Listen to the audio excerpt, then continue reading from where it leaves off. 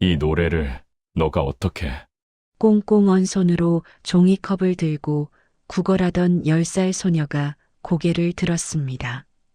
서진그룹 회장 서정민은 그 순간 심장이 멎는 것 같았어요. 50년 전 죽은 아내와 함께 만든 노래였습니다. 세상 어디에도 공개한 적 없는 노래. 오직 자신과 아내, 그리고 12년 전 집을 나간 딸 은채만 알던 노래였어요. 그런데 이 아이가 그 노래를 부르고 있었습니다. 게다가 소녀의 얼굴은 어린 시절 딸 은채와 너무나 닮아 있었어요. 대체 왜 이 소녀는 이 노래를 어떻게 알고 있는 걸까요? 사연 시작 전 구독과 좋아요, 그리고 어디서 듣고 계신지 짧은 댓글 한마디 부탁드립니다. 이야기 시작합니다. 서진그룹 회장 서정민은 오후 4시에 예정된 정기 검진을 받으러 대학병원에 도착했습니다. 70세의 그는 재계 순위 10위 대기업의 총수였지만 요즘 들어 부쩍 몸이 무겁게 느껴졌어요. 병원만 오면 왠지 모르게 마음 한구석이 불편해지곤 했죠. 박 비서가 차 문을 열어줬고 서정민은 무거운 발걸음으로 내려 병원 입구를 바라봤습니다. 대학병원 로비는 사람들로 북적였어요. 휠체어를 탄 환자, 보호자의 손을 잡고 걷는 노인, 서류를 들고 바삐 움직이는 간호사들이 복도를 오갔고 어디선가 악기 울음소리가 들려왔습니다. 서정민은 그 풍경을 보며 자신도 모르게 한숨을 내쉬었어요. 병원이라는 곳은 언제 와도 마음이 무거워지는 곳이었죠. 특히 12년 전 딸 은채가 집을 나간 후로는 건강 따위 신경 쓰고 싶지 않았습니다. 어차피 물려줄 자식도 없는데 오래 살아서 뭘 하겠냐는 생각이 들었거든요. 박 비서가 앞장서서 걸었고 서정민은 천천히 그 뒤를 따랐어요. 엘리베이터 앞에 도착했을 때 서정민의 시선이 유리문 너머로 향했습니다. 병원 정문 앞 화단 옆에 작은 아이가 앉아 있었어요. 10살쯤 되어 보이는 여자아이였죠. 아이가 입은 패딩은 너무 낡아서 솜이 여기저기 삐져나와 있었습니다. 어깨 부분은 해져서 안감이 보였고 지퍼는 고장났는지 앞이 벌어져 있었어요. 한때는 분홍색이었을 운동화는 이제 누렇게 변색되어 있었고 밑창은 거의 다 닳아서 발가락 부분이 벌어져 있었죠. 아이는 빨갛게 언 손으로 종이컵을 움켜쥐고 있었습니다. 지나가는 사람들에게 고개를 숙이며 뭔가를 말하고 있었지만 대부분의 사람들은 눈길조차 주지 않고 지나쳤어요. 어떤 사람은 인상을 찌푸리며 피해갔고 어떤 사람은 쯧쯧 혀를 차며 지나갔죠. 서정민은 발걸음을 멈추고 그 아이를 한참 바라봤습니다. 왠지 모르게 시선을 뗄 수가 없었어요. 아이의 옆모습이 어딘가 낯익었거든요. 어디서 봤더라. 기억이 날 듯 말 듯 아른거렸지만 쉽게 떠오르지 않았습니다. 회장님, 올라가셔야죠. 박 비서의 목소리에 서정민은 고개를 돌렸어요. 엘리베이터 문이 열려 있었고 안에서 기다리는 사람들의 눈빛이 느껴졌습니다. 서정민은 마지못해 시선을 거두고 엘리베이터에 올랐어요. 문이 닫히는 순간까지 유리문 너머 아이의 모습이 눈에 밟혔죠. 검진은 VIP 병동에서 진행됐습니다. 하얀 가운을 입은 의사가 혈압 수치를 보며 고개를 저었어요. 스트레스를 줄이셔야 합니다. 식사 조절하시고 가벼운 운동도 하시고 잔소리가 이어졌죠. 서정민은 건성으로 대답하며 고개를 끄덕였지만 의사의 말은 한 귀로 듣고 한 귀로 흘렸습니다. 아까 본 아이의 얼굴이 자꾸 떠올랐거든요. 얼어붙은 손으로 종이컵을 잡고 있던 모습, 사람들이 지나갈 때마다 고개를 숙이던 모습이 머릿속에서 지워지지 않았어요. 왜 그렇게 신경이 쓰이는지 자신도 알 수 없었죠. 검진을 마치고 1층 로비로 내려왔을 때는 이미 해가 기울기 시작하고 있었습니다. 서정민은 유리문 너머를 봤어요. 아까 그 자리에 아이가 없었습니다. 종이컵만 화단 옆에 덩그러니 놓여 있었고 아이는 어디론가 사라진 후였죠. 서정민은 왠지 모를 허전함을 느끼며 정문을 나섰습니다. 차가운 12월 바람이 얼굴을 스쳤고 코트 깃을 여미며 주차장으로 향했어요. 차에 올라 시동이 걸리자 서정민은 창밖을 멍하니 바라봤습니다. 어디로 모실까요? 기사가 룸미러로 서정민을 보며 물었어요. 서정민은 바로 대답하지 않았습니다. 잠시 망설이다가 입을 열었죠. 그냥 좀 돌아다녀. 기사는 고개를 끄덕이고 차를 출발시켰어요. 의아한 표정이었지만 더 이상 묻지 않았습니다. 12월의 서울 거리는 크리스마스 분위기로 가득했어요. 건물마다 반짝이는 조명이 켜져 있었고 거리에는 캐럴이 울려 퍼졌죠. 연인들이 손을 잡고 걸었고 아이들이 부모 손을 잡고 뛰어다녔습니다. 행복해 보이는 가족들의 모습이 눈에 들어올 때마다 서정민의 가슴 한구석이 쓰렸어요. 은채도 어릴 때는 크리스마스만 되면 눈을 반짝이며 트리 장식을 하자고 졸랐죠.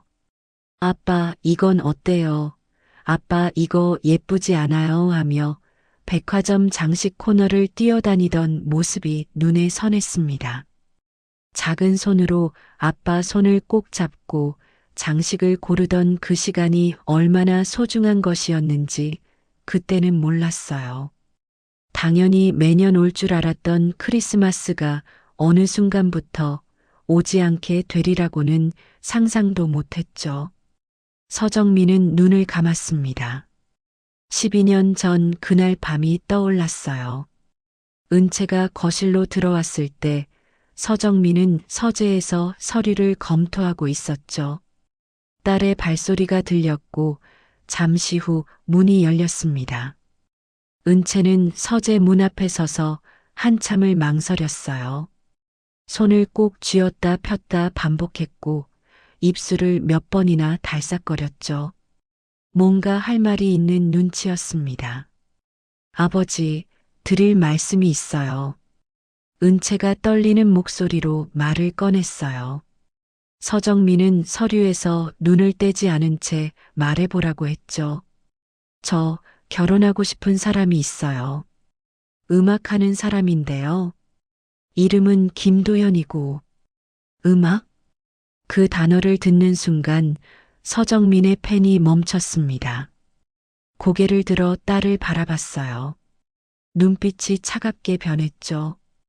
돈은 있냐, 집은 있냐, 뭘로 먹고 살 거냐.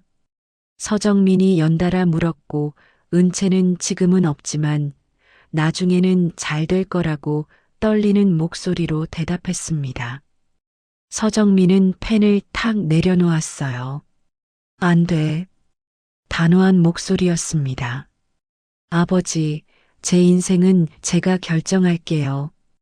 허락 안 해주셔도 전 결혼할 거예요. 은채의 목소리도 단호했어요. 서정민은 자리에서 벌떡 일어났습니다. 내 엄마 죽고 나서 혼자서 얼마나 힘들게 키웠는데 이럴 수 있냐고, 그 고생을 다 물거품으로 만들 거냐고 소리쳤어요. 목소리가 서재 전체에 울려 퍼졌죠. 은채의 눈에 눈물이 고였지만 물러서지 않았습니다. 입술을 파르르 떨며 뭔가 더 말하려는 것 같았어요. 아버지, 저 사실은. 하지만 서정민은 듣지 않았습니다. 당장 그 남자랑 헤어져. 안 그러면 넌 내 딸이 아니야. 그 한마디가 마지막이었어요. 은채가 뭐라고 말했지만 귀에 들어오지 않았죠. 나가라는 말만 남기고 서재 문을 닫아버렸습니다. 다음 날 아침 은채는 짐을 싸서 집을 나갔어요. 서정민은 쫓아가지 않았습니다. 며칠이면 돌아올 거라고 생각했거든요. 고집부리다 지치면 알아서 올 거라고, 그때 가서 한 소리 해주면 되지 뭐, 그렇게 생각했어요. 하지만 은채는 돌아오지 않았습니다. 일주일이 지나고 한 달이 지나고 1년이 지났죠. 서정민은 사람을 풀어 딸을 찾았습니다. 사립탐정을 고용했고 전국 방방곡곡을 뒤졌어요. 해외까지 수소문했죠. 하지만 은채는 감쪽같이 사라졌습니다. 마치 연기처럼요. 3년이 지나고 5년이 지나고 10년이 지났어요. 서정민은 매년 딸의 생일이면 밤잠을 설쳤습니다. 크리스마스가 되면 트리 앞에 멍하니 앉아 있곤 했죠. 지금은 어디서 뭘 하고 있을까? 밥은 제대로 먹고 있을까? 아프지는 않을까?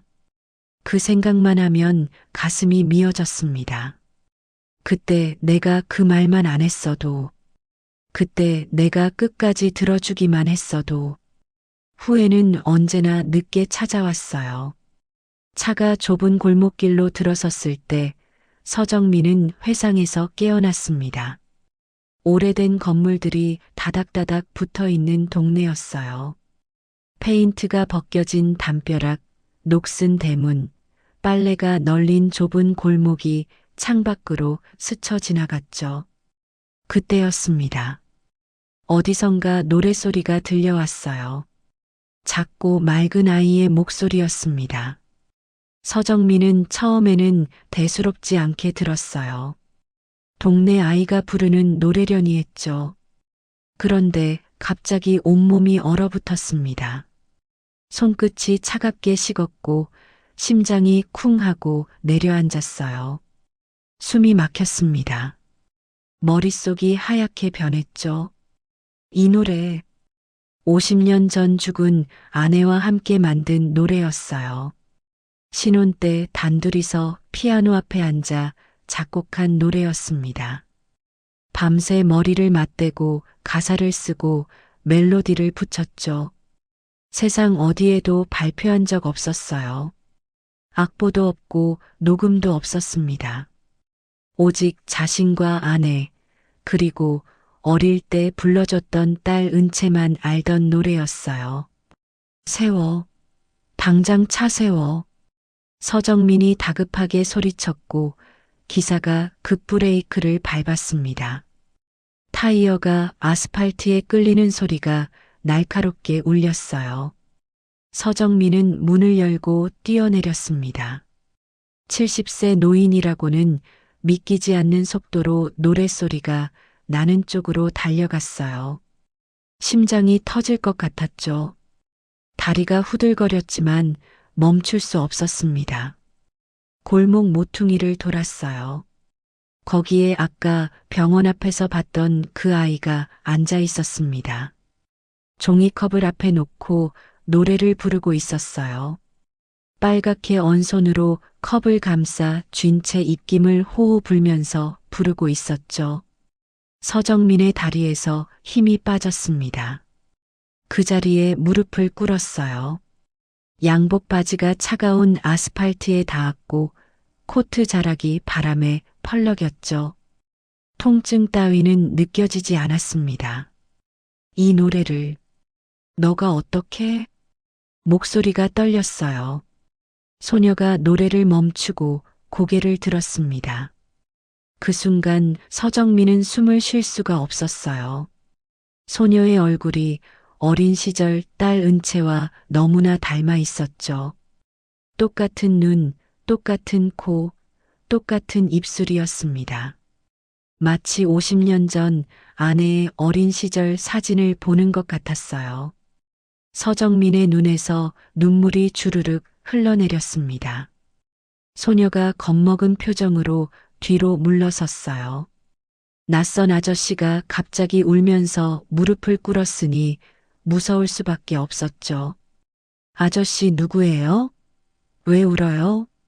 소녀가 작은 목소리로 물었습니다. 서정민은 떨리는 손을 뻗어 소녀에게 다가가려 했지만 소녀는 더 뒤로 물러섰어요. 서정민은 멈췄습니다. 아이를 놀라게 하고 싶지 않았어요. 두 손을 무릎 위에 올리고 최대한 부드러운 목소리로 물었죠. 이 노래 누가 가르쳐 줬니? 소녀는 경계하는 눈빛으로 서정민을 바라봤습니다. 잠시 망설이다가 작은 목소리로 대답했어요. 엄마가요. 서정민의 심장이 쿵 하고 뛰었습니다. 엄마가 맨날 불러줬어요. 잠들기 전에 꼭 불러줬는데 소녀의 눈에 눈물이 고였어요. 입술이 파르르 떨렸죠. 이제는 들을 수 없어요. 그 말에 서정민의 가슴이 철렁 내려앉았습니다. 손이 떨렸고 온몸에 식은땀이 흘렀어요. 엄마 이름이 뭐니? 서정민이 간신히 물었습니다. 목소리가 갈라지고 있었어요. 소녀는 눈물을 훔치며 대답했죠. 은채요. 서은채. 서정민은 그 이름을 듣는 순간 두 손으로 얼굴을 감싸며 오열했습니다. 12년 동안 전국을 뒤지며 찾아 헤맸던 딸이었죠. 하지만 기쁨도 잠시 소녀의 말이 머릿속을 맴돌았습니다. 이제는 들을 수 없다. 엄마는 지금 어디 있니? 서정민이 울먹이며 물었어요. 제발 아니길. 제발 내가 잘못 들은 거길. 간절히 빌었습니다. 소녀의 어깨가 가늘게 떨렸어요. 눈물이 볼을 타고 흘러내렸죠.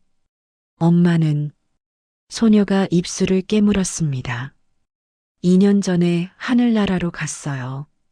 그 순간 서정민의 세상이 무너졌습니다. 2년 전, 그 말이 서정민의 머릿속에서 천둥처럼 울려 퍼졌습니다. 귀가 먹먹해지고 눈앞이 아득해졌어요. 딸이 죽었다는 사실이 믿기지 않았죠. 12년 동안 찾아 헤맸는데, 12년 동안 단 하루도 잊은 적 없었는데, 이제야 겨우 실마리를 찾았는데, 이미 늦어버렸다니요. 서정민은 무릎을 꿇은 채 한참을 울었습니다. 차가운 아스팔트가 무릎뼈를 파고들었지만 아무것도 느껴지지 않았어요. 오직 가슴을 짓누르는 무게만이 온몸을 짓눌렀죠. 한참이 지나서야 서정민이 고개를 들었습니다. 눈물로 범벅이 된 얼굴로 소녀를 바라봤어요. 소녀의 얼굴에서 딸 은채의 어린 시절이 겹쳐 보였죠. 똑같은 눈매, 똑같은 코, 입꼬리가 살짝 올라가는 것까지 빼닮았습니다. 너, 이름이 뭐니? 서정민이 떨리는 목소리로 물었어요. 하윤이요. 김하윤. 소녀가 여전히 경계하는 눈빛으로 대답했습니다. 서정민은 주머니에서 손수건을 꺼내 눈물을 닦았어요. 70년 인생에서 이렇게 운 적이 있었던가 싶을 정도로 눈물이 멈추지 않았죠. 하윤아, 할아버지가 물어볼 게 있는데 대답해 줄 수 있겠니? 서정민이 최대한 부드러운 목소리로 말했습니다. 하윤은 고개를 갸웃거렸어요. 아까보다는 조금 경계가 풀린 것 같았죠. 엄마가 어떻게 돌아가셨니? 그 질문을 하는 것만으로도 심장이 쥐어짜이는 것 같았습니다. 하윤의 눈에 다시 눈물이 고였어요. 작은 손으로 소매를 꾹 움켜쥐더니 고개를 떨궜죠. 엄마가 아팠어요. 처음에는 괜찮다고 했는데 점점 더 아파졌어요. 병원에 가야 한다고 했는데 엄마가 돈이 없다고 괜찮아질 거라고. 돈이 없어서 병원에 못 갔다고요. 서정민은 자신의 귀를 의심했습니다. 자신은 수백억 원을 굴리고 있었어요. 매일 수천만 원짜리 계약서에 도장을 찍고 수억 원짜리 미술품을 사들이고 해외 골프 여행을 다녔죠. 그런데 그 시간 동안 딸은 병원비가 없어서 아픈 몸을 방치하고 있었다니요. 나중에는 많이 아파서 119가 왔어요. 병원에 갔는데 의사 선생님이 너무 늦었대요. 하윤의 목소리가 점점 작아졌습니다. 엄마가 마지막에 저한테 그랬어요. 하윤아, 미안해. 엄마가 더 잘해주지 못해서 미안해. 할아버지 찾아가면 잘해주실 거야. 서정민은 두 손으로 얼굴을 감쌌어요. 숨을 쉴 수가 없었습니다. 은채가 죽어가면서도 아버지 원망 한마디 안 하고 할아버지를 찾아가라고 했다니요. 그 말은 은채가 끝까지 화해를 바랐다는 뜻이었어요. 아버지가 자신을 쫓아냈는데도 내 딸이 아니라고 했는데도 죽는 순간까지 아버지를 미워하지 않았다는 뜻이었죠. 그런데 할아버지가 어디 사는지 몰라요. 엄마가 말해주기 전에 눈을 감았어요. 하윤이 소매로 눈물을 닦으며 말했습니다. 서정민은 더 이상 참을 수 없었어요. 앞으로 손을 뻗어 하윤을 끌어안았습니다. 작고 마른 몸에서 싸늘한 냉기가 전해졌어요. 얼마나 추웠을까, 얼마나 배고팠을까, 얼마나 무서웠을까. 할아버지가 여기 있어. 할아버지가 왔어. 서정민이 떨리는 목소리로 말했습니다. 하윤이 품 안에서 고개를 들었어요. 동그란 눈에 눈물이 그렁그렁 맺혀 있었죠. 아저씨가 정말 할아버지예요? 그래. 엄마 아빠야. 내 외할아버지. 서정민이 하윤의 볼을 닦아주며 말했습니다. 하윤의 입술이 파르르 떨렸어요. 믿어도 되는 건지 아직 확신이 없는 눈치였죠. 할아버지는 왜 이제야 왔어요? 엄마가 아플 때는 왜 안 왔어요? 그 질문에 서정민의 가슴이 칼로 찔리는 것 같았습니다. 대답할 말이 없었어요.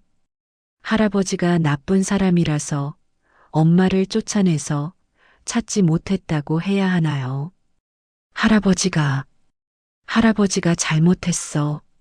엄마한테 나쁘게 했어. 그래서 엄마가 숨어버렸고 할아버지가 못 찾았어. 서정민이 솔직하게 말했습니다. 하윤은 한참 동안 서정민을 바라봤어요. 그러다 작은 손으로 서정민의 뺨을 만졌죠. 엄마가 그랬어요. 할아버지는 무서운 사람이 아니래요. 그냥 고집이 세고 말을 안 듣는 사람이래요. 서정민은 웃음과 울음이 동시에 터져 나왔습니다. 은채가 그렇게 말했다니요. 무서운 사람이 아니라 고집이 세고 말을 안 듣는 사람이라고. 딸한테 혼나는 기분이었어요. 그래, 할아버지가 고집이 세서 그랬어. 이제는 말 잘 들을게. 서정민이 하윤의 이마에 입을 맞추며 말했습니다. 하윤아, 지금 어디서 살고 있니? 서정민이 조심스럽게 물었어요. 하윤의 표정이 순식간에 어두워졌습니다. 밝아지려던 눈빛이 다시 꺼졌고 어깨가 움츠러들었죠. 아빠가 새 엄마랑 결혼했어요. 엄마 돌아가시고 나서요. 하윤이 고개를 떨구며 말했습니다. 새 엄마가 저 싫어해요. 밥도 안 주고 때리고 돈 벌어오라고 내쫓았어요. 서정민의 손에 힘이 들어갔습니다. 때린다고요. 10살짜리 아이를 때리고 구걸시킨다고요. 아빠한테 말했는데 아빠가 새 엄마 편만 들어요. 저한테 내가 문제라고 말 잘 들으면 안 맞는다고. 하윤의 목소리가 점점 작아졌어요. 손가락으로 낡은 패딩 자락을 만지작거리고 있었죠. 서정민은 이가 갈렸습니다. 핏줄이 거꾸로 솟는 분노가 온몸을 휘감았어요. 자기 자식을 때리고 내쫓는 인간이 세상에 있다니. 그 집에 안 가도 돼. 다시는 안 가도 돼. 서정민이 단호하게 말했습니다. 하지만 오늘 5만 원 벌어오라고 했는데 아직 8천 원밖에. 하윤아. 서정민이 하윤의 어깨를 잡고 눈을 맞췄어요. 할아버지가 약속할게. 이제 아무도 너를 때리지 못해. 아무도 너를 굶기지 못해. 할아버지가 지켜줄게.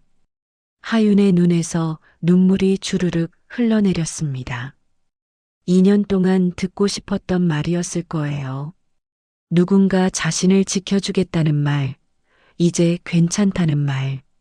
서정민은 코트를 벗어 하윤의 어깨에 둘러줬습니다. 캐시미어 코트가 하윤의 작은 몸을 포근하게 감쌌어요. 일단 따뜻하게 하고 밥 먹자. 배고프지? 하윤이 고개를 끄덕였어요. 서정민은 하윤의 손을 잡고 일어섰습니다. 손바닥 안에 들어오는 작은 손이 차갑고 거칠었어요. 10살 아이의 손이 이렇게 거칠면 안 되는 건데 하는 생각에 또다시 가슴이 먹먹해졌죠. 기사가 기다리고 있는 차로 향했습니다. 기사가 달려와 무슨 일이냐고 물었지만 서정민은 대답 대신 하윤을 차에 태우라고만 했어요. 하윤은 처음 타보는 고급 승용차에 눈이 휘둥그레졌습니다. 가죽 시트에 앉으면서도 어디에 손을 대야 할지 몰라 두 손을 무릎 위에 가지런히 올렸어요. 혹시 더럽히면 안 된다고 생각하는 것 같았죠. 편하게 앉아. 아무데나 만져도 돼. 서정민이 옆에 앉으며 말했습니다. 차가 출발하자 하윤이 창밖을 내다봤어요. 골목이 점점 멀어지고 고급 아파트와 상가들이 나타났죠. 할아버지, 정말 그 집에 안 가도 돼요? 하윤이 작은 목소리로 물었습니다. 아직도 믿기지 않는 모양이었어요. 그래. 다시는 안 가도 돼. 할아버지 집에서 살자. 서정민이 하윤의 머리를 쓰다듬으며 대답했습니다. 하윤이 고개를 떨구더니 어깨가 들썩였어요. 소리 없이 울고 있었죠. 서정민은 하윤을 품에 안았습니다. 작은 몸이 팔 안에서 파들파들 떨리고 있었어요.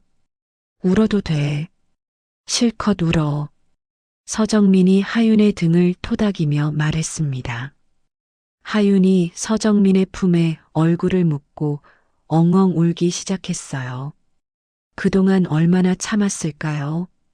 엄마가 죽고 아빠한테 버림받고 맞으면서 구걸하면서 얼마나 울고 싶었을까요? 서정민도 눈물이 흘러내렸지만 닦지 않았습니다. 그냥 하윤을 꼭 안은 채 함께 울었어요.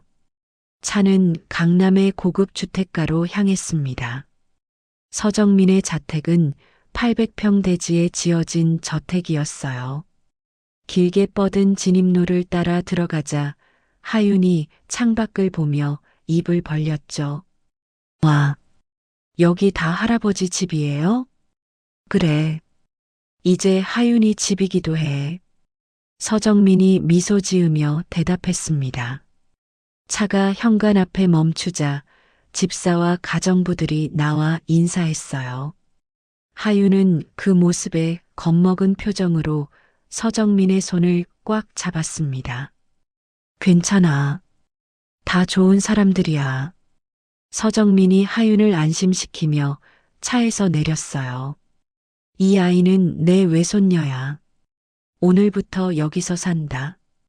따뜻한 물로 목욕시키고 새 옷 준비하고 맛있는 것 차려. 서정민의 지시에 가정부들이 분주하게 움직였습니다. 하윤은 가정부를 따라 집 안으로 들어가면서도 자꾸 뒤를 돌아봤어요. 할아버지가 사라지면 어쩌나 하는 불안한 눈빛이었죠. 할아버지 여기 있어. 안 가. 서정민이 손을 흔들며 말했습니다. 하윤이 겨우 안심한 표정으로 안으로 들어갔어요. 서정민은 휴대폰을 꺼내 박 비서에게 전화를 걸었습니다. 김태준이라는 사람 조사해. 내 딸 서은채랑 결혼했던 남자야. 주소, 직업, 재산, 전과 기록 다. 그리고 은채 무덤이 어딘지도 찾아. 전화를 끊고 서정민은 어두워지는 하늘을 올려다봤어요. 은채야, 아빠가 하윤이 찾았어. 늦어서 미안해. 이제 아빠가 다 지켜줄게. 그리고 너를 그렇게 만든 놈들은 반드시 찾아서 응징할 거야. 그날 밤이었습니다. 서정민은 하윤이 잠든 걸 확인하고 서재로 들어갔어요. 책상 위에는 박 비서가 보내온 조사 보고서가 놓여 있었죠. 서정민은 서류를 펼쳤습니다. 김태준, 42세, 현재 무직, 전과 기록 사기, 폭행, 음주운전, 채무 8천만 원. 서정민의 눈이 가늘어졌어요. 사기 전과가 있는 남자였습니다. 그런데 은채가 왜 이런 남자랑 결혼했을까요? 서류를 더 넘기자 추가 조사 내용이 나왔어요. 김도현 향년 32세 서은채 씨의 첫 남편. 음악가. 10년 전 교통사고로 사망. 사망 당시 서은채 씨 임신 8개월. 서정민의 손에서 서류가 떨어졌습니다. 김도현이 죽었다고요. 은채가 결혼하겠다던 그 남자가 임신 8개월에 남편을 잃은 은채가 어떤 심정이었을지 상상조차 되지 않았어요. 친정에 돌아갈 수도 없었죠. 아버지한테 쫓겨나듯 나왔으니까요. 그래서 혼자 아이를 낳고 키웠을 겁니다. 그러다 어느 순간 김태준을 만났고 하윤이를 위해 재혼을 결심했겠죠. 하지만 그 남자는 사기꾼이었어요. 내가 그때 그 말만 안 했어도, 내가 은채 말을 끝까지 들어주기만 했어도, 서정민은 책상을 주먹으로 내리쳤습니다. 쿵 하는 둔탁한 소리가 서재에 울려 퍼졌어요. 그때 휴대폰이 울렸습니다. 화면에 서정호라는 이름이 떴어요. 서정민의 눈빛이 차갑게 변했습니다. 서정호. 자신의 조카이자 서진그룹 부회장. 유일한 혈육이라며 곁에 두고 키웠지만 최근 들어 수상한 움직임을 보이고 있는 자였죠. 여보세요. 큰아버지, 저 정호입니다. 오늘 좀 뵐 수 있을까요? 중요한 말씀 드릴 게 있어서요. 정호의 목소리가 전화기 너머로 들려왔습니다. 언제나처럼 공손하고 부드러운 말투였어요. 하지만 서정민은 알고 있었습니다. 저 목소리 뒤에 어떤 야심이 숨어 있는지를요. 무슨 일인데? 전화로 드리기 좀 그렇고요. 내일 아침에 댁으로 찾아뵐게요. 서정민은 전화를 끊고 창밖을 바라봤어요. 정호가 무슨 말을 하려는지 뻔했습니다. 갑자기 나타난 외손녀가 자신의 상속권을 위협한다고 생각하겠죠. 12년 동안 후계자 노릇을 하다가 졸지에 경쟁자가 생겼으니까요. 서정민은 눈을 감았습니다. 하윤이 방에서 자고 있을 모습이 떠올랐어요. 깨끗하게 씻기고 따뜻한 옷을 입히고 푹신한 침대에 눕혔을 때 하윤이 말했죠. 할아버지, 이게 꿈이면 어떡해요. 내일 아침에 눈 뜨면 다시 그 집이면 어떡해요. 그 말에 서정민은 하윤의 손을 꼭 잡고 대답했습니다. 꿈 아니야. 내일 아침에도 여기야. 할아버지가 약속해. 그 약속을 지켜야 했어요.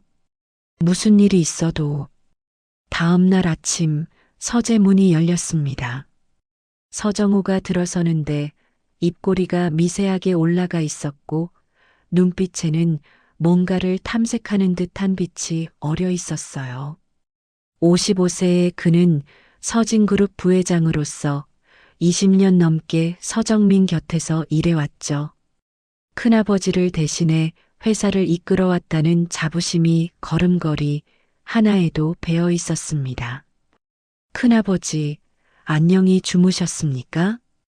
정우가 공손하게 인사하며 소파에 앉았어요. 서정민은 대답 대신 찻잔만 들어 올렸습니다. 정우의 눈이 서재 안을 훑었어요. 책상 위에 놓인 서류들, 액자 속 가족사진, 그리고 어젯밤 급하게 가져다 놓은 듯한 작은 인형이 눈에 들어왔죠. 분홍색 토끼 인형이었습니다. 정우의 눈꼬리가 미세하게 떨렸어요. 어젯밤에 갑자기 손녀분을 데려오셨다는 얘기를 들었습니다. 은채 누나한테 딸이 있었다니 저도 처음 알았네요. 정우가 다리를 꼬며 말했어요. 목소리는 부드러웠지만 그 안에 날이 서 있었습니다. 서정민은 찻잔을 내려놓았어요. 도자기가 받침대에 부딪히며 딸그락 소리를 냈죠. 내가 알 필요 없는 일이었으니까. 서정민의 목소리는 낮고 단호했습니다. 정우의 입꼬리가 실룩거렸어요. 웃으려는 건지 참으려는 건지 알 수 없는 표정이었죠. 큰아버지, 제가 드릴 말씀이 있어서 왔습니다. 갑자기 외손녀가 나타났다는 건 여러 가지로 복잡한 문제를 일으킬 수 있어요. 상속 문제도 그렇고 회사 지분 문제도 그렇고. 정우가 말을 이었지만 서정민은 손을 들어 제지했습니다. 내 재산을 누구한테 주든 내가 상관할 바 아니야. 서정민의 눈빛이 차갑게 빛났어요. 정우의 얼굴에 스친 표정을 서정민은 놓치지 않았습니다. 순간적으로 일그러졌다가 다시 부드럽게 돌아오는 그 얼굴을요. 20년 넘게 곁에서 봐왔지만 저런 표정은 처음이었어요. 아니, 어쩌면 예전부터 있었는데 자신이 보지 못했던 건지도 모르죠. 큰아버지, 오해하지 마세요. 저는 그저 큰아버지 걱정해서 드리는 말씀입니다. 갑자기 나타난 아이가 정말 은채 누나 딸인지 확인은 하셨습니까? 요즘 세상에 사기꾼들이 얼마나 많은데요.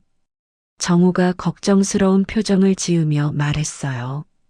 하지만 서정민은 알고 있었습니다. 저 말 속에 숨겨진 진짜 의도를요. DNA 검사는 내가 알아서 할 거야. 내 걱정은 고맙지만 필요 없어. 서정민이 자리에서 일어났습니다.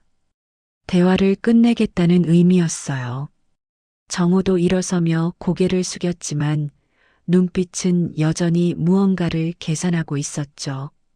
알겠습니다. 그럼 저는 이만 물러가겠습니다. 아, 그리고 큰아버지.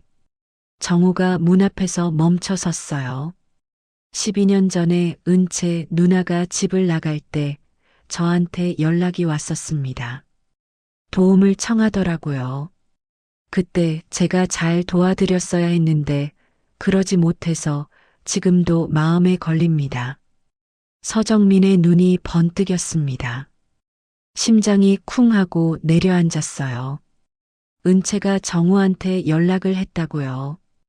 그 말이 사실이라면 왜 그때 자신한테 말하지 않았을까요? 정우는 의미심장한 미소를 남기고 서재를 나갔습니다. 문이 닫히는 소리가 유난히 크게 울렸어요. 서정민은 창가에 서서 정우가 차를 타고 떠나는 모습을 지켜봤습니다. 손이 부들부들 떨렸어요. 12년 전에 은채가 정우한테 연락을 했다. 그런데 정우는 그 사실을 12년 동안 숨겼다. 왜? 무슨 이유로? 서정민의 머릿속이 복잡하게 돌아가기 시작했습니다. 그때 뒤에서 작은 발소리가 들려왔어요. 뒤를 돌아보니 하윤이 문틈 사이로 고개를 내밀고 있었습니다. 새로 사준 분홍색 잠옷을 입고 있었는데 너무 커서 소매가 손끝을 덮고 있었어요. 할아버지, 아까 그 아저씨 누구예요? 하윤이 조심스럽게 물었습니다. 서정민은 표정을 부드럽게 바꾸고 하윤에게 다가갔어요. 할아버지 조카야. 신경 쓰지 마. 하윤의 손을 잡았는데 어젯밤보다 따뜻해져 있었습니다. 목욕하고 따뜻한 이불 속에서 잤더니 체온이 돌아온 거예요. 배고프지? 아침 먹으러 가자. 서정민이 하윤의 손을 잡고 식당으로 향했습니다. 식탁에는 이미 음식이 차려져 있었어요. 흰 쌀밥, 김이 모락모락 나는 미역국, 계란말이, 불고기, 나물 반찬들이 가지런히 놓여 있었죠. 하윤은 식탁 앞에 서서 눈을 동그랗게 떴습니다. 이거 다 먹어도 돼요? 하윤이 믿기지 않는다는 표정으로 물었어요. 서정민의 가슴이 찢어지는 것 같았습니다. 밥 한 끼가 이렇게 대단한 일이 되어버린 아이. 2년 동안 얼마나 굶었으면 저런 표정을 지을까요? 그럼 다 내 거야. 많이 먹어. 서정민이 하윤의 의자를 빼주며 말했습니다. 하윤이 조심스럽게 앉더니 숟가락을 들었어요. 그런데 바로 먹지 않고 한참을 망설였죠. 왜? 입맛에 안 맞아? 서정민이 걱정스럽게 물었습니다. 하윤이 고개를 저었어요. 아니요. 그냥 새 엄마가 그랬어요. 먼저 먹으면 안 된다고. 어른들 다 먹고 남은 거 먹으라고. 서정민의 손에 쥔 젓가락이 부러질 듯 휘어졌습니다. 이가 갈리는 분노가 치밀어 올랐지만 하윤 앞에서 티를 내면 안 됐어요. 여기서는 그런 거 없어. 하윤이가 먼저 먹어도 돼.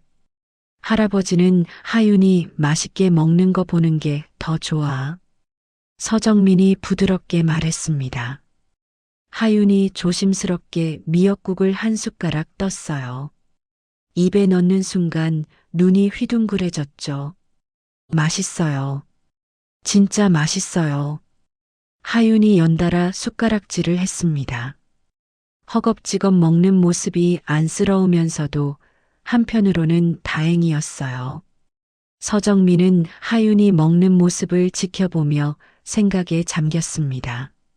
정우가 한 말이 계속 머릿속을 맴돌았어요.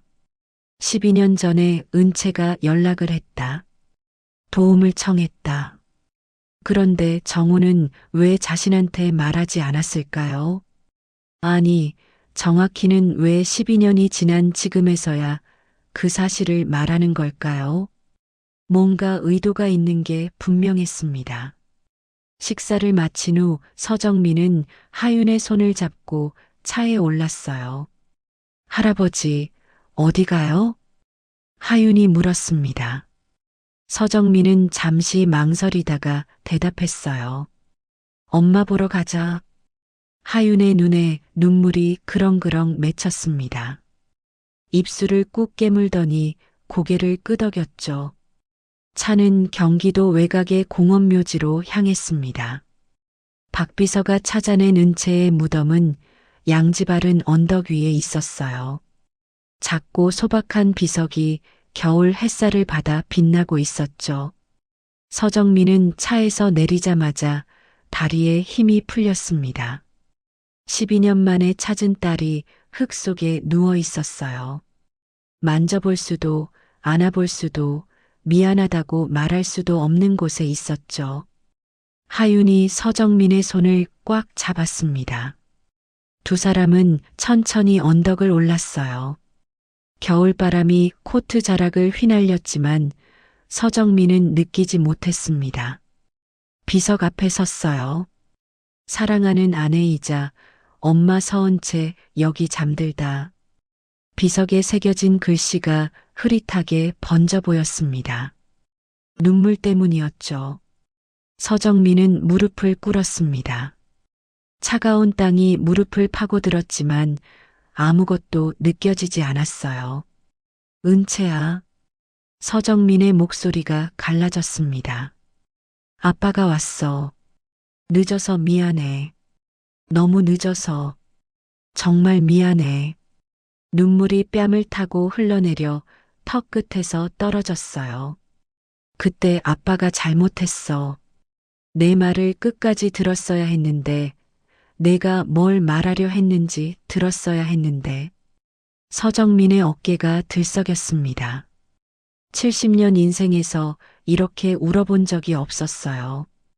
회사를 세우면서도, 아내를 잃으면서도, 딸이 집을 나갔을 때도 이 정도로 울지는 않았죠. 하윤이 찾았어. 우리 하윤이 찾았어. 서정민이 옆에 선 하윤을 끌어안았습니다. 이제 아빠가 잘 키울게. 내가 못다 해준 거 아빠가 다 해줄게. 걱정하지 마. 하윤도 울고 있었어요. 서정민의 옷자락을 꽉 잡은 채 소리 없이 눈물을 흘리고 있었죠. 엄마 나왔어. 할아버지가 데려왔어. 하윤이 작은 목소리로 말했습니다. 엄마 말대로 할아버지가 좋은 사람이었어. 밥도 주고 따뜻한 데서 자게 해주고 안 때려. 그 말에 서정민의 가슴이 무너져 내렸어요. 안 때린다는 게 칭찬이 되어버린 아이. 따뜻한 데서 자는 게 감사한 일이 되어버린 아이. 엄마, 나 이제 안 추워. 배도 안 고파. 하윤이 비석을 쓰다듬으며 말했습니다. 그러니까 엄마도 걱정하지 마. 응? 서정민은 하윤을 꼭 안았어요. 작은 몸이 품 안에서 떨리고 있었습니다. 두 사람은 한참을 그 자리에서 울었어요. 겨울바람이 불어와 낙엽을 굴렸지만 떠날 수가 없었죠. 해가 기울기 시작할 무렵에야 서정민은 자리에서 일어났습니다. 무릎에 묻은 흙을 털며 비석을 바라봤어요. 은채야, 아빠가 다시 올게. 하윤이랑 자주 올게. 서정민이 비석을 쓰다듬으며 말했습니다. 차로 돌아가는 길에 서정민의 휴대폰이 울렸어요. 박비서였습니다. 회장님, 김태준 관련해서 새로운 정보가 나왔습니다. 그리고 12년 전 은채 아가씨가 집을 나가신 직후에 정호 부회장님과 통화 기록이 있습니다. 서정민의 발걸음이 멈췄어요. 심장이 쿵쿵 뛰기 시작했습니다. 뭐라고? 정호 부회장님이 12년 전에 은채 아가씨와 여러 차례 통화를 하셨더라고요. 그리고 박 비서가 말을 멈췄습니다. 그리고 뭐야? 말해. 서정민이 다그쳤어요. 은채 아가씨가 돌아오려고 했던 것 같습니다. 집을 나간 지 한 달쯤 됐을 때요. 그런데 그 시점 이후로 통화 기록이 완전히 끊겼어요. 서정민의 손에서 휴대폰이 미끄러질 뻔했습니다. 은채가 돌아오려고 했다고요. 그런데 정호와 통화한 후에 연락이 끊겼다고요. 그 사이에 무슨 일이 있었던 걸까요? 서정민의 눈빛이 차갑게 빛났습니다. 정호, 내가 뭘 한 거지? 12년 전에 도대체 뭘 한 거야? 서정민은 박 비서가 보내온 통화 기록을 들여다보며 손가락 끝이 차갑게 식어가는 걸 느꼈습니다. 12년 전 은채가 집을 나간 직후 정호와 나눈 통화가 무려 17번이나 기록되어 있었고 마지막 통화 이후로는 딸의 흔적이 완전히 사라져 버렸어요. 은채가 돌아오려 했다는 박 비서의 말이 머릿속에서 천둥처럼 울려 퍼졌죠. 그렇다면 정우가 뭔가 했다는 뜻이었습니다. 딸이 집으로 돌아오려는 걸 정우가 막았다는 뜻이었어요. 서정민은 서재 창가에 서서 어두워지는 정원을 바라보며 12년 전 그날 밤을 떠올렸습니다. 은채가 결혼하겠다고 했을 때 자신은 대뜸 화부터 냈고 딸의 말을 끝까지 듣지도 않은 채 나가라고 소리쳤죠. 그때 은채가 뭔가 더 말하려 했던 것 같았습니다. 아버지, 저 사실은 하고 입을 열었던 딸의 모습이 어렴풋이 떠올랐어요. 그런데 자신은 듣지 않았습니다. 당장 헤어지라고, 안 그러면 내 딸이 아니라고 소리치고 돌아서 버렸죠. 만약 그때 끝까지 들었다면 은채가 무슨 말을 하려 했을까요? 혹시 임신 사실을 말하려 했던 건 아닐까요? 서정민은 이마를 손으로 감싸며 깊은 한숨을 내쉬었습니다. 후회해도 이미 늦었어요. 하지만 진실만큼은 반드시 밝혀내야 했습니다. 다음 날 아침 서정민은 박 비서를 불러 정호의 12년 전 행적을 낱낱이 조사하라고 지시했어요. 통화 기록뿐 아니라 그 시기 정호의 일정, 만난 사람들, 은행 거래 내역까지 모조리 파헤치라고 했죠. 박 비서가 나간 후 서정민은 하윤이 자고 있는 방으로 향했습니다. 문을 살짝 열자 하윤이 새 이불을 꼭 끌어안은 채 곤히 자고 있었어요. 창문 틈으로 들어온 아침 햇살이 아이의 볼을 비추고 있었고 평화로운 얼굴에서 어젯밤 엄마 무덤 앞에서 울던 모습은 찾아볼 수 없었죠. 서정민은 문을 조용히 닫고 거실로 내려왔습니다. 식탁에는 가정부가 차려놓은 아침 식사가 김을 모락모락 피워 올리고 있었지만 입맛이 없었어요. 커피 한 잔만 들고 소파에 앉아 창밖을 바라보는데 초인종이 울렸습니다. 가정부가 문을 열자 낯선 남자가 서 있었어요. 40대 초반으로 보이는 남자는 술 냄새를 풍기며 비틀거리고 있었고 눈은 충혈되어 벌겋게 부어 있었죠. 낡은 점퍼에 구겨진 청바지 차림이었는데 며칠째 씻지 않은 듯 기름진 머리카락이 이마에 들러붙어 있었습니다. 서정민은 단번에 알아봤어요. 박 비서가 보내준 사진 속 인물, 김태준이었습니다. 하윤을 때리고 굶기고 구걸시킨 그 남자가 제 발로 찾아온 거였죠. 김태준은 가정부를 밀치고 거실로 들어서더니 서정민을 노려보며 입을 열었습니다. 당신이 우리 하윤이를 데려갔다면서요? 남의 자식을 허락도 없이 데려가면 유괴라는 거 몰라요? 당장 돌려보내든지 합의금을 내든지 하세요. 서정민은 소파에서 일어나 천천히 김태준에게 다가갔어요. 70세 노인이라고는 믿기지 않는 차가운 눈빛이 김태준을 후쳤고 그 기세에 눌린 김태준이 한 발짝 뒤로 물러섰죠. 서정민은 낮고 위압적인 목소리로 말했습니다. 유괴, 10살짜리 아이를 때리고 굶기고 구걸시킨 건 학대가 아니고 내가 지금 어디 와서 누구한테 짓거리는 거냐? 김태준의 얼굴이 시뻘겋게 달아올랐어요. 술 기운 때문인지 수치심 때문인지 알 수 없었지만 물러설 생각은 없는 눈치였죠. 학대는 무슨 학대예요. 내 자식 내가 훈육하는 건데. 그리고 하윤이가 제대로 안 해서 혼낸 거지 때린 적 없어요. 암튼 합의금 안 주면 경찰에 신고할 겁니다. 아이 친권은 저한테 있으니까요. 서정민은 피식 웃었습니다. 웃음이라기보다는 차가운 조소에 가까웠어요. 신고해라. 내가 더 바라는 바다. 그런데 내가 신고하기 전에 내가 먼저 신고하면 어떻게 될 것 같냐? 아동학대, 방임, 착취 혐의로 말이야. 김태준의 얼굴에서 핏기가 싹 가셨어요. 허세 부리던 기세가 순식간에 꺾였고 눈동자가 불안하게 흔들리기 시작했죠.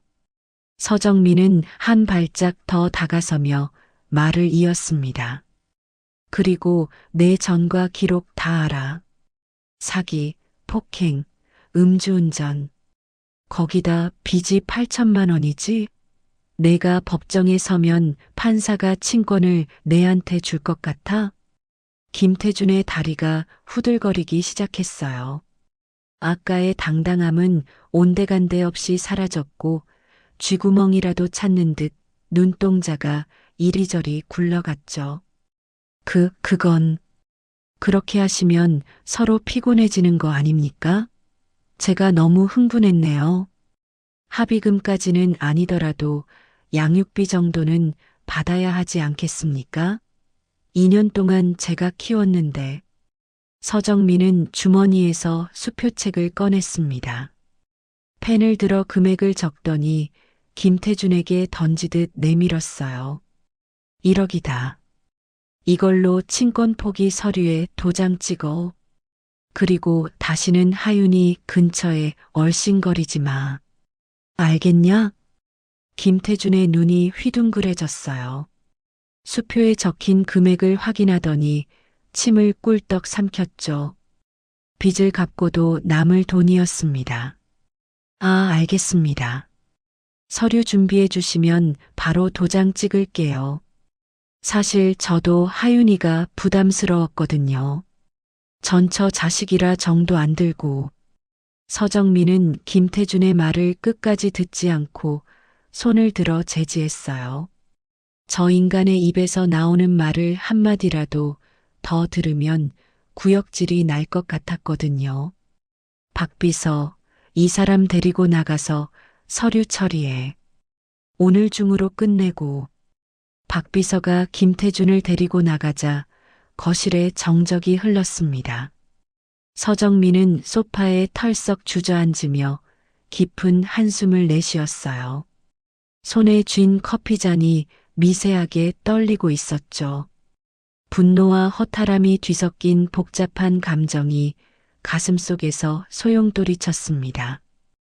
은채가 왜 하필 저런 남자와 재혼했을까요? 아무리 힘들어도 저런 인간한테 기댈 수밖에 없었던 걸까요? 서정민은 눈을 감았어요. 딸이 얼마나 막막하고 외로웠을지 상상이 됐습니다. 남편을 잃고 혼자 아이를 키우면서 친정에 돌아갈 수도 없었던 딸이 얼마나 힘들었을지 이제야 조금 알 것 같았어요. 그때 2층에서 작은 발소리가 들려왔습니다. 고개를 들자 하윤이 계단 위에 서서 내려다보고 있었어요. 언제 일어났는지 잠옷 차림 그대로였고 눈가가 빨갛게 부어 있었죠. 할아버지, 아까 그 사람, 아빠였어요? 하윤의 목소리가 떨리고 있었습니다. 서정민은 자리에서 일어나 계단 위로 올라가 하윤의 손을 잡았어요. 들었니? 하윤이 고개를 끄덕였습니다. 눈에 눈물이 그렁그렁 맺혀 있었지만 울지 않으려고 입술을 꽉 깨물고 있었어요. 아빠가 저를 팔았어요? 1억 원에? 그 말에 서정민의 가슴이 칼로 찔리는 것 같았습니다. 10살짜리 아이가 자기 아버지가 자신을 돈 받고 넘겼다는 사실을 알아버린 거예요. 서정민은 하윤을 꽉 안았습니다. 그건 파는 게 아니야. 할아버지가 하윤이를 지키려고 한 거야. 이제 그 사람은 하윤이한테 아무것도 못해. 할아버지가 다 막을 거야. 하윤이 서정민의 품에서 고개를 들었어요. 눈물이 볼을 타고 흘러내렸지만 눈빛은 의외로 담담했습니다. 괜찮아요, 할아버지. 저 안 슬퍼요. 아빠는 원래 저한테 관심 없었어요. 엄마 살아있을 때도 맨날 술 마시고 소리만 질렀어요. 엄마가 돌아가시고 나서는 더 심해졌고요. 서정민은 하윤의 머리를 쓰다듬으며 가슴이 미어졌습니다. 10살 아이가 이런 말을 담담하게 할 수 있다는 게 오히려 더 마음이 아팠어요. 얼마나 많이 상처받았으면 이제는 아무렇지도 않은 척 할 수 있게 됐을까요? 할아버지, 저 이제 진짜 여기서 살아도 돼요? 다시 그 집에 안 가도 돼요? 하윤이 서정민의 눈을 똑바로 바라보며 물었습니다. 서정민은 하윤의 볼에 묻은 눈물을 닦아주며 대답했어요. 그래. 이제 여기가 하윤이 집이야. 다시는 그 집에 안 가도 돼. 할아버지가 약속해. 하윤이 서정민의 품에 얼굴을 묻고 조용히 울기 시작했습니다. 아까와는 다른 울음이었어요. 안도하는 울음, 긴장이 풀어지는 울음이었죠. 서정민은 하윤을 안은 채 한참을 그 자리에 서 있었습니다. 오후가 되자 박 비서가 돌아왔어요. 김태준이 친권 포기 서류에 도장을 찍었고 공증까지 완료했다는 보고였습니다. 서정민은 서류를 확인하며 고개를 끄덕였어요. 그리고 회장님, 정호 부회장님 관련 조사 결과가 나왔습니다. 박 비서가 서류 봉투를 내밀었습니다. 서정민은 봉투를 받아들고 서재로 향했어요. 문을 닫고 책상에 앉아 서류를 펼쳤습니다. 첫 장부터 서정민의 눈이 휘둥그레졌어요. 12년 전 정호가 은채를 만났다는 기록이 있었습니다. 통화만 한 게 아니라 직접 만났어요. 은채가 집을 나간 지 3주쯤 됐을 때 서울 외곽의 한 카페에서 두 사람이 만났다는 목격자 진술이 첨부되어 있었죠. 그리고 그 만남 직후 은채는 서울을 완전히 떠났습니다. 서정민은 다음 장을 넘겼어요. 정우가 은채에게 송금한 기록이 있었습니다. 500만 원. 그런데 그 돈의 명목이 이상했어요. 생활비 지원이라고 적혀 있었지만 그 시기 정우는 아직 부회장이 아니었고 500만 원은 당시 정우에게 적지 않은 돈이었죠. 왜 정우가 은채에게 돈을 줬을까요? 그리고 왜 그 사실을 자신에게 숨겼을까요?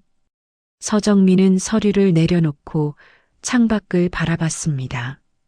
정우가 무슨 짓을 했는지 점점 윤곽이 드러나고 있었어요. 하지만 아직 결정적인 증거가 없었습니다. 정우가 은채에게 무슨 말을 했는지, 왜 은채가 그 후로 돌아오지 않았는지 알아내야 했어요. 서정민은 휴대폰을 들었습니다. 정우에게 직접 물어볼 때가 됐어요. 다음 날 아침, 서정민은 본사 회장실에서 정우를 기다리고 있었습니다. 손에 쥔 서류 봉투가 땀에 젖어 축축해질 정도로 긴장되는 아침이었어요. 9시 정각에 회장실 문이 열리며 정우가 들어섰습니다. 언제나처럼 단정한 양복 차림이었지만 눈 밑에 옅게 드리운 다크서클이 어젯밤 편히 잠들지 못했음을 말해주고 있었죠. 서정민은 아무 말 없이 책상 위 서류 봉투를 정우 앞으로 밀었습니다. 정우가 의아한 표정으로 봉투를 열어 서류를 꺼내는 순간 그의 얼굴에서 핏기가 싹 가시는 게 보였어요. 12년 전 은채와의 통화 기록과 만남 기록, 송금 기록까지 모든 증거가 담긴 서류였죠. 정우의 손끝이 미세하게 떨리기 시작했습니다. 12년 전에 은채한테 뭐라고 했냐? 서정민의 목소리가 낮게 깔렸어요. 정우는 서류를 내려놓고 깊은 한숨을 내쉬었습니다. 한참을 망설이더니 마침내 입을 열었죠. 누나가 집에 돌아가고 싶다고 했을 때 저는 그러지 말라고 했습니다. 서정민은 귀를 의심했어요. 가슴 깊은 곳에서 뜨거운 무언가가 치밀어 올랐습니다. 뭐라고? 큰아버지가 받아주실 리 없다고 했어요. 임신한 상태로 돌아오면 더 큰 싸움만 날 거라고. 정호의 목소리에는 이제 당황함 대신 뻔뻔함이 묻어나고 있었어요. 서정민은 자리에서 일어났습니다. 온몸이 부들부들 떨렸고 눈앞이 벌겋게 물드는 것 같았죠. 그건 내가 판단할 일이 아니야. 목소리가 갈라지며 나왔습니다. 정호도 일어서며 서정민을 똑바로 바라봤어요. 더 이상 공손한 척도 하지 않았죠. 저도 이 집안 사람입니다. 20년 동안 큰아버지 밑에서 일하면서 언젠가 이 회사를 물려받을 거라 생각했어요. 근데 은채 누나가 아이까지 데리고 돌아오면 제 자리는 어떻게 됩니까? 그 말을 듣는 순간 서정민의 머릿속이 하얗게 비었습니다. 20년 동안 곁에 두고 키운 조카가 딸의 귀환을 막았다는 사실이 믿기지 않았어요. 그것도 자신의 상속권 때문에. 그래서 내가 뭐라고 했냐? 돌아오지 말라고만 한 게 아니지? 서정민이 한 걸음 다가서며 물었습니다. 정호의 눈빛이 흔들렸어요. 숨기고 있는 게 더 있다는 게 얼굴에 그대로 드러났죠. 말해. 지금 당장. 서정민의 목소리가 회장실 전체에 울려 퍼졌습니다.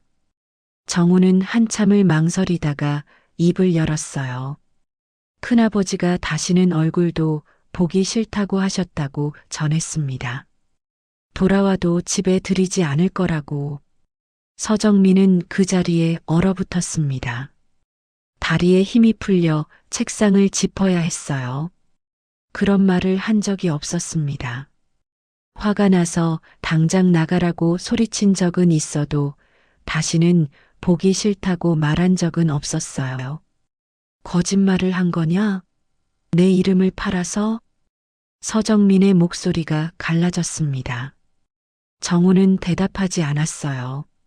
하지만 그 침묵이 모든 것을 말해주고 있었죠. 서정민의 눈앞에 12년 전 은채의 모습이 떠올랐습니다. 집을 나간 딸이 돌아오려고 전화했을 때 정호에게서 그런 말을 들었다면 얼마나 절망했을까요? 아버지가 자신을 완전히 버렸다고 생각했을 거예요. 그래서 다시는 연락하지 않았던 거였습니다. 내가 내 딸을 죽인 거야. 서정민의 목소리가 떨렸어요. 눈에 눈물이 고이기 시작했습니다. 은채가 혼자서 아이를 낳고 아프면서도 병원에 못 가고 죽어간 게 다 내 때문이야. 내가 거짓말하지 않았으면 은채는 돌아왔을 거야. 내가 받아줬을 거야. 정우의 얼굴에 처음으로 당황한 기색이 스쳤습니다. 은채가 죽었다는 사실은 모르고 있었던 거예요. 은채 누나가 돌아가셨다고요?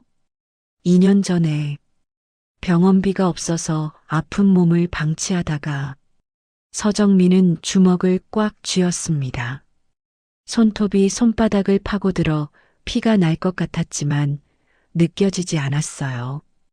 그리고 내 손녀는 계부한테 맞으면서 길거리에서 구걸하고 있었어. 내가 한 짓 때문에. 정호의 얼굴이 하얗게 질렸습니다. 하지만 서정민은 거기서 멈추지 않았어요. 그것만이 아니지. 서정민이 서류 더미에서 다른 종이를 꺼냈습니다. 정호에게 내밀며 말했어요. 지난 5년간 내가 빼돌린 회사 자금 내역이야. 87억 원. 이것도 설명해봐. 정호의 눈이 휘둥그레졌습니다. 입술이 바들바들 떨리기 시작했어요. 그 순간 회장실 문이 열리며 검은 양복을 입은 남자들이 들어섰습니다. 경찰이었어요. 서정호 씨 횡령 및 배임 혐의로 체포합니다. 경찰이 정호에게 다가갔습니다. 정호는 뒤로 물러서며 서정민을 바라봤어요. 큰아버지, 저는 이 회사를 위해서 일한 겁니다. 20년 동안 누가 큰아버지 곁을 지켰습니까? 은채 누나는 집을 나갔지만 저는 항상 여기 있었어요. 서정민은 창밖을 바라보며 대답했습니다. 목소리에서 모든 감정이 빠져 있었어요. 데려가. 정우가 수갑을 찬 채 끌려나갔습니다. 회장실 문이 닫히고 나서야 서정민은 의자에 털썩 주저앉았어요. 12년 전 은채가 전화했을 때 정우가 거짓말하지 않았다면 지금 모든 게 달랐을 겁니다. 은채는 살아 있었을 거예요. 하윤이는 할아버지 집에서 자랐을 거예요. 서정민은 두 손으로 얼굴을 감싸며 소리 없이 울었습니다. 창밖으로 서울의 겨울 하늘이 보였어요. 흐린 구름이 태양을 가리고 있었죠. 한참이 지나서야 서정민은 고개를 들었습니다. 휴대폰을 꺼내 집으로 전화를 걸었어요. 가정부가 전화를 받자 서정민은 물었습니다. 하윤이 뭐하고 있어? 하윤이가 거실에서 텔레비전을 보고 있다는 대답이 돌아왔어요. 서정민은 눈물을 닦으며 말했습니다. 내가 지금 들어갈게. 저녁은 하윤이가 좋아하는 걸로 준비해줘. 전화를 끊고 서정민은 자리에서 일어났습니다. 은채는 이제 돌아올 수 없었어요. 하지만 하윤이는 지킬 수 있었습니다. 서정민은 코트를 집어들고 회장실을 나섰어요. 정우가 끌려간 자리에는 아직 의자가 비뚤어진 채로 놓여 있었지만 뒤돌아보지 않았습니다. 이제 앞만 보기로 했으니까요. 저녁 무렵 서정민이 집에 도착하자 하윤이가 현관으로 달려왔습니다. 할아버지. 하윤이가 서정민의 허리를 꼭 껴안았어요. 서정민은 하윤이를 안아 올리며 볼에 뽀뽀를 해주었습니다. 오늘 뭐 했어? 책 읽었어요. 가정부 이모가 책 많이 사다 줬어요. 하윤이의 눈이 반짝거렸습니다. 불과 며칠 전 골목에서 구걸하던 아이와는 완전히 다른 모습이었어요. 서정민은 하윤이를 내려놓고 손을 잡았습니다. 저녁 먹으러 가자. 오늘은 할아버지가 특별한 얘기 해줄 거야.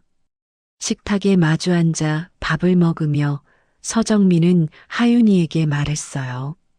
하윤아, 할아버지가 약속할게. 이제 하윤이는 학교도 다니고 친구들도 사귀고 평범하게 살 거야. 다시는 춥거나 배고프지 않을 거야. 하윤이는 숟가락을 내려놓고 서정민을 바라봤습니다. 할아버지, 저 진짜 학교 가도 돼요? 그럼. 새 학기부터 바로 다니는 거야. 하윤이의 눈에 눈물이 그렁그렁 맺혔어요. 감사해요, 할아버지. 하윤이가 의자에서 내려와 서정민을 껴안았습니다. 서정민은 하윤이의 머리를 쓰다듬으며 눈을 감았어요. 은채야, 보고 있지? 하윤이 잘 키울게. 내가 못다 해준 거 내가 다 해줄게. 창밖으로 겨울밤의 별들이 반짝이고 있었습니다. 그렇게 세 달이 흘렀습니다. 봄이 오고 벚꽃이 흩날리는 3월의 어느 날 서정민은 하윤이의 손을 잡고 초등학교 정문 앞에 서 있었어요. 교문 위로 입학을 축하합니다라는 현수막이 바람에 펄럭이고 있었죠. 하윤이는 새 교복을 입고 새 가방을 메고 있었습니다.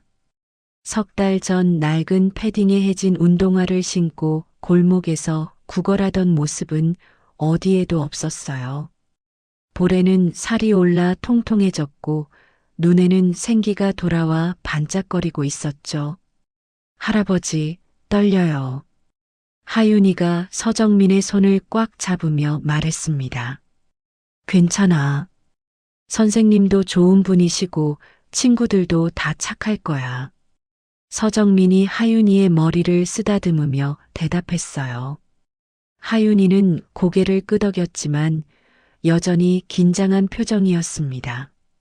2년 동안 학교를 다니지 못했으니 당연한 일이었죠.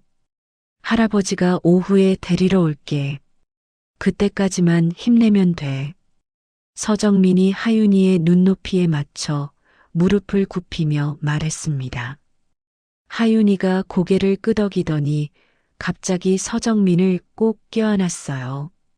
고마워요, 할아버지. 학교 보내줘서 고마워요. 서정민의 눈가가 촉촉해졌습니다. 10살 아이가 학교에 가는 것만으로 이렇게 고마워하다니 가슴이 먹먹해졌어요. 고맙긴. 당연히 가야지. 어서 들어가. 친구들 기다리고 있을 거야. 하윤이가 교문 안으로 뛰어들어갔습니다.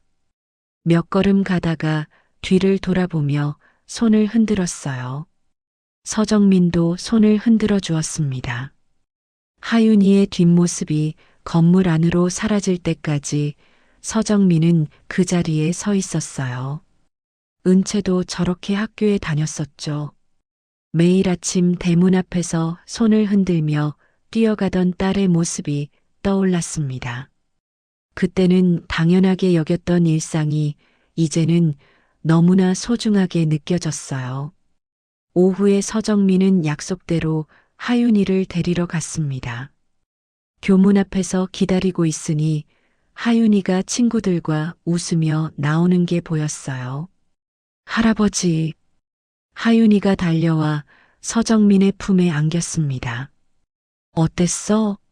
친구들 사귀었어? 네. 옆에 앉은 친구가 연필 빌려줬어요. 그리고 점심시간에 같이 밥 먹었어요. 하윤이의 눈이 초롱초롱 빛나고 있었어요. 서정민은 하윤이의 손을 잡고 걸으며 학교에서 있었던 일들을 들었습니다. 선생님이 칭찬해 주셨다는 것, 급식이 맛있었다는 것, 체육 시간에 달리기를 했다는 것까지 하윤이는 쉬지 않고 이야기했어요. 서정민은 그 모든 이야기를 들으며 미소 지었습니다. 이게 평범한 일상이구나 싶었어요. 2년 동안 하윤이에게는 허락되지 않았던 평범한 일상이었죠. 집에 돌아오자 가정부가 간식을 준비해 두고 있었습니다. 하윤이가 좋아하는 고구마와 따뜻한 우유였어요. 하윤이는 간식을 먹으며 숙제를 했습니다. 서정민은 소파에 앉아 그 모습을 지켜봤어요. 햇살이 거실 창문으로 쏟아져 들어와 하윤이의 머리카락을 금빛으로 물들이고 있었습니다. 이 풍경을 은채가 볼 수 있었다면 얼마나 좋았을까요? 서정민의 가슴 한쪽이 저릿하게 아파왔어요. 다음 날은 일요일이었습니다. 서정민은 하윤이의 손을 잡고 경기도 외곽의 공원묘지를 찾았어요. 은채의 무덤 앞에 두 사람이 나란히 섰습니다. 하윤이가 준비해온 꽃다발을 묘비 앞에 놓았어요. 엄마, 나 학교 다니기 시작했어. 친구도 생겼어. 하윤이가 묘비를 쓰다듬으며 말했습니다. 할아버지가 잘해줘. 밥도 많이 주고 예쁜 옷도 사줘. 이제 안 추워. 서정민은 옆에서 그 모습을 지켜보며 눈물을 삼켰어요. 하윤이가 돌아보며 물었습니다. 할아버지, 엄마가 들을 수 있을까요? 그럼 하늘에서 다 듣고 있을 거야. 서정민이 하윤이의 어깨를 감싸 안으며 대답했습니다. 엄마, 나 노래 불러줄게. 엄마가 가르쳐 준 노래. 하윤이가 눈을 감고 노래를 부르기 시작했어요. 50년 전 서정민이 아내와 함께 만들었던 그 노래였습니다. 맑고 고운 목소리가 묘지 위로 퍼져나갔어요. 서정민의 눈에서 눈물이 주르륵 흘러내렸습니다. 아내가 부르던 노래, 딸에게 가르쳐 준 노래, 그리고 손녀가 이어받은 노래였죠. 세 세대를 이어온 노래가 봄바람에 실려 하늘로 올라갔습니다. 노래가 끝나자 하윤이가 서정민을 올려다봤어요. 할아버지도 불러요. 같이요. 서정민은 고개를 끄덕이고 하윤이와 함께 다시 노래를 부르기 시작했습니다. 늙은 목소리와 맑은 목소리가 어우러져 묘지 위로 울려 퍼졌어요. 은채의 묘비가 봄 햇살을 받아 빛나고 있었습니다. 노래를 다 부르고 나서 두 사람은 한참을 말없이 서 있었어요. 바람이 불어와 벚꽃잎을 흩날렸고 그 꽃잎들이 은채의 무덤 위로 소복이 내려앉았습니다. 은채야, 아빠가 하윤이 잘 키울게. 서정민이 묘비를 쓰다듬으며 말했어요. 내가 못다 해준 거 아빠가 다 해줄게. 걱정하지 마. 하윤이가 서정민의 손을 잡았습니다. 할아버지, 엄마가 웃고 있는 것 같아요. 서정민은 하윤이를 내려다보며 미소 지었어요. 그래. 엄마가 하윤이 보면서 웃고 있을 거야. 두 사람은 손을 잡고 묘지를 나섰습니다. 주차장으로 가는 길 양옆으로 벚나무들이 늘어서 있었어요. 분홍빛 꽃잎들이 바람에 흩날려 눈처럼 내렸습니다. 할아버지, 우리 아이스크림 먹으러 가요. 하윤이가 서정민의 팔을 잡아당기며 말했어요. 그래. 뭐 먹고 싶어? 딸기요. 하윤이의 환한 웃음에 서정민도 따라 웃었습니다. 차에 올라 시내로 향하면서 서정민은 백미러에 비친 하윤이를 바라봤어요. 창밖으로 스쳐 지나가는 풍경을 신기한 듯 바라보는 아이의 모습이 너무나 예뻤습니다. 잃어버린 12년은 돌아오지 않았어요. 은채도 다시 만날 수 없었죠. 하지만 하윤이가 있었습니다. 은채가 남기고 간 소중한 선물이었어요.